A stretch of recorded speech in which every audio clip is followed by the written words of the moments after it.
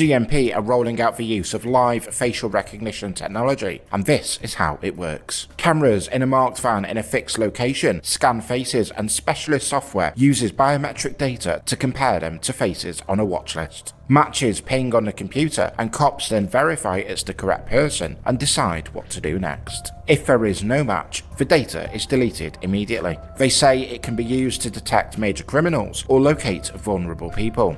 Use must be signed off at a senior level, and it can only be used when an operational need has been identified. The Home Office has funded the vans, and they'll be used across the Northwest. So this is biometric technology which uses measurements of your face, very similar to a phone where you unlock it using your face, and it compares those biometric data against a record of images that we have within the van to try and make a positive match, and we use that positively to try and safeguard vulnerable individuals. So it might be high risk missing children where we're trying to find them and then take them to a place of safety, or you might be wanted by the courts or by the police, and we use that tool to help our officers on the ground to then confirm the identity of the individual and take the appropriate activity in line with their powers and policies. I think it's a really important point to make sure people understand that there is no retained imagery. So the biometric match is made in real time, so the software is not recording and then saving it onto the cloud or onto a database elsewhere. And so if you're not on the watch list of the images that we're seeking to match against, the biometric data is deleted instantly. So any member of the public that's going about their normal business can go about that with confidence, actually, that the police are not using this as a mass surveillance tool and keeping records of their movements, because it's deleted at source.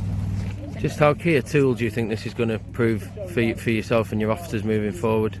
I think it'll be a really positive enhancement on the neighbourhood policing deployments that we already do. We've seen, for example, the Metropolitan Police have been using live facial recognition vans for over the last year, and have already made over 1,000 arrests as a result of that, and also safeguarded a number of individuals. So I think it just enhances our neighbourhood policing offer in a way that technology should be used, and this is to support and build upon the neighbourhood policing guarantee that we have publicly committed to. Do you think it could be a game changer in dealing with certain types of incidents, for instance, finding wanted people and finding missing people? I think it's a phenomenal tool that will, should, as the other forces have found, significantly enhance our ability to find those people who are wanted and support those officers.